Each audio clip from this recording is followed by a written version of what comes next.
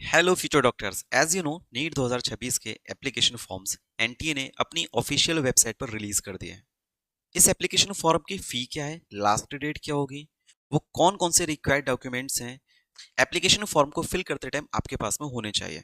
तो ये सारी चीजें हम लोग इसी एक वीडियो के अंदर जानने वाले हैं, जिससे किसी भी तरीके की कोई भी प्रॉब्लम आपको ना हो। और मेक श्योर पैनिक नहीं होना है किसी भी तरीके से, बहुत जल्दबाजी भी नहीं करना है। आपके पास में काफ़ी टाइम है, आराम से केयरफुली अपने सारे डॉक्यूमेंट्स को पहले तो कलेक्ट करो, उसको सही से चेक करो, उसके बाद में एप्लीकेशन फॉर्म को फिल करना है। यह है एनटीए का पब्लिक नोटिस जो कि 8 फरवरी को रिलीज कर दिया। नीट एग्जाम के थ्रू आप कौन कौन से कोर्सेज के लिए एलिजिबल रहेंगे ये चीज़ यहाँ पर मेंशन कर रखी है। फॉर एग्जांपल, आप बीडीएस, बीएएमएस, बीएचएमएस, बीयूएमएस, इन सभी कोर्सेज के लिए आप इनरोल कर सकते हैं। इसके अलावा कोई ऐसा स्टूडेंट हो जो बीएससी नर्सिंग में एडमिशन लेना चाहता है, वो भी नीट के थ्रू ही अपना एडमिशन लेगा। अगेन रिपीट कर रहा हूँ, नीट 2026 का जो एग्जाम है इसके अंडर में BDS, BAMS, BUMS, BHMS, BSMS and BSc nursing, इस तरीके के जितने भी कोर्सेज हैं उसमें आप इनरोल कर सकते हो।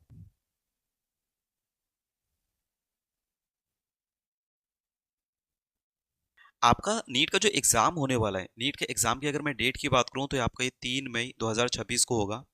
आपके पास में टोटल 180 मिनट्स का टाइम पीरियड रहेगा, जिसमें आपको 180 क्वेश्चंस को ही अटेम्प्ट करना है। ये जो ड्यूरेशन रहेगी वो 2 PM टू 5 PM रहेगी।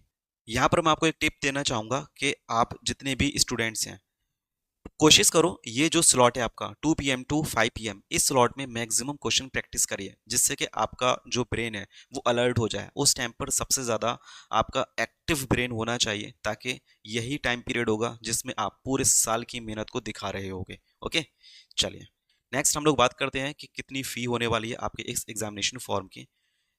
जो जनरल कैटेगरी के बच्चे हैं उनके लिए ये फ़ी रहेगी 1700, 1700 रुपये। और ओबीसी ईडब्ल्यूएस के लिए आपकी जो फीस रहने वाली है वो है 1600 मीन 1600 रुपये।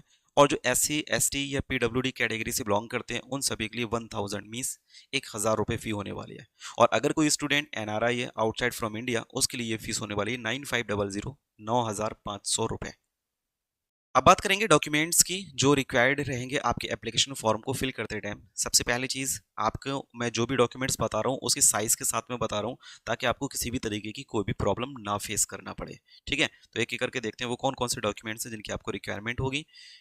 फर्स्ट है पासपोर्ट साइज फोटोग्राफ, जिसका आपके पास में साइज होगा 10 KB टू 200 KB, और ये जेपीईजी फॉर्मेट में होना चाहिए। इसके अलावा left and right thumb impression, जिसका साइज 10 KB टू 200 KB होगा, अगेन जेपीजी या फिर जेपीईजी फॉर्मेट होना चाहिए। और आपके साइन, जिसका साइज भी आपका 10 KB टू 50 KB, ये भी अगेन जेपीईजी के फॉर्मेट में ही वैलिड रहेगा। इसके अलावा पोस्ट कार्ड साइज फोटोग्राफ आपके पास में, इसका साइज होना चाहिए 10 से 200 KB जेपीईजी फॉर्मेट में। आपको एक चीज़ और इन्फॉर्म कर दूं, आप जब फोटो अपना निकालेंगे तो उसका बैकग्राउंड का बहुत ज़्यादा ध्यान रखना है। आपका बैकग्राउंड प्लेन होना चाहिए, वाइट होना चाहिए। इसके अलावा कैटेगरी सर्टिफिकेट आपके पास में ज़रूरी है, जिसका साइज 50 KB से 300 KB इन पीडीएफ फॉर्मेट में अब ये मांग रहा है, इस चीज़ का ध्यान रखना है। ठीक है, क्लास 10th की मार्कशीट, इसका साइज आपका 50 KB से 300 KB होना चाहिए, ये भी पीडीएफ फॉर्मेट में ही वैलिड रहेगा। 10th का सर्टिफिकेट पीडीएफ फॉर्मेट में 50 से 300 KB में वैलिड रहेगा। इसके अलावा सिटीजनशिप, इसके अलावा जो एनआरआई कैंडिडेट्स रहेंगे, जो एनआरआई स्टूडेंट्स हैं, उनके लिए सिटीजनशिप सर्टिफिकेट की भी रिक्वायरमेंट रहेगी। और अगर जो पीडब्ल्यूडी कैटेगरी से बिलोंग कर रहे हैं उनके पास में पीडब्ल्यूडी का अपना सर्टिफिकेट होना चाहिए। तो ये सारे डॉक्यूमेंट्स हैं जिनकी requirement at the time of form filling आपके पास में होना चाहिए। साथ ही साथ में मैं कुछ यहाँ पर नोट पॉइंट करा रहा हूँ जो बहुत ज़्यादा ज़रूरी है, आपको ध्यान रखना है इसमें। वो क्या क्या चीज़ें हैं? पहली चीज़, आपके पास में एक वैलिड, जिसपे आपकी इनकमिंग आउटगोइंग और जो मैसेजेस वगैरह हैं वो सारी चीज़ें मिस, एक आपके पास में ऐसा मोबाइल नंबर हो जो एक्टिव फॉर्म में हो। इसके अलावा आपके जितने भी नोटिफिकेशन होंगे बाया एनटीए, वो आपके एक ईमेल आईडी आपके पास में वैलिड हो, जिसका आपको पासवर्ड वगैरह सब कुछ पता हो, वो वाली ईमेल आईडी का आप लोग यूज़ करेंगे। ठीक है, साथ ही साथ में अगर मैं आधार कार्ड की बात करूं तो आधार कार्ड आपके पास में अपडेटेड होना चाहिए। अब यहाँ पर आपको किन किन चीज़ों का आधार कार्ड में ध्यान रखना है? पहली चीज़, इसके आधार कार्ड पर आपका जो आधार कार्ड होगा उस पर जो नाम है आपका, वो सेम आपकी स्पेलिंग, आपका नाम जो है, क्या 10th की मार्कशीट पर भी है या फिर किसी तरीके से कोई करेक्शन कराना है। अगर किसी तरीके का कोई करेक्शन कराना होगा, आपको चीज़ों को ध्यान रखना, उसको करेक्शन करा लीजिएगा। इसके अलावा आपका जो आधार कार्ड है, क्या उस पे जो आपकी फ़ोटो है वो अपडेटेड है या फिर नहीं है। ऐसा तो नहीं है, बहुत सारे बच्चे ऐसे होते हैं जिनका फ़ोटो अपडेटेड नहीं हुआ है, मतलब 4th या 5th क्लास में थे, जिस तरीके की उनके बच्चे वाली शक्ल थी, वही वाला फ़ोटो अभी भी लेकर के चले रहे हैं अपने आधार कार्ड पर। तो उन चीज़ों को भी आपको ध्यान में रखना है। अब आप बड़े हो चुके हो, आपका अपडेट फ़ोटो आपके आधार कार्ड पर होना चाहिए, वही फ़ोटो वैलिड रहेगा। तो इन चीज़ों का आपको ध्यान में रखते हुए अपने एप्लीकेशन फॉर्म को फिल करना है। लास्ट में आपको मैं कुछ चीज़ें इन्फॉर्म कर रहा हूँ जो कि आपकी नीट के लिए बहुत ज़्यादा ज़रूरी है।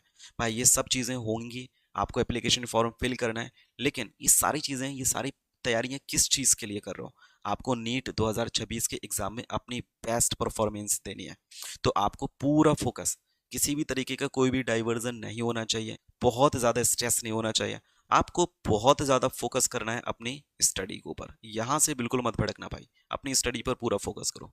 इस चैनल पर मैं आपके साथ में कंप्लीट बायोलॉजी को शेयर कर रहा हूँ, जितना भी कंटेंट है वो फ्री ऑफ कॉस्ट यहाँ पर प्रोवाइड करा रहा हूँ।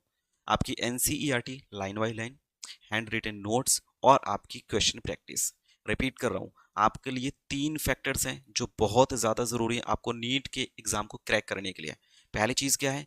हैंड रिटन नोट्स जो कि एनसीईआरटी बेस्ड होना चाहिए। दूसरी चीज़ क्या है? एनसीईआरटी की रीडिंग, ठीक है, जो कि डिटेल्ड एक्सप्लेनेशन के साथ में आपको एक एक पॉइंट समझ में आना चाहिए। तीसरी चीज़ क्या है? Question practice. और ये तीनों चीज़ें इसी चैनल पर मैं आपको प्रोवाइड करा रहा हूँ। So make sure do subscribe the channel, stay connected till the end of NEET 2026 examination. बहुत सारे बच्चों का हम लोगों ने सिलेक्शन किया है और अब आपकी बारी है। सो स्टे कनेक्टेड, मिलते हैं हम लोग नेक्स्ट वीडियो में। Till the time keep learning, keep shining, all the best.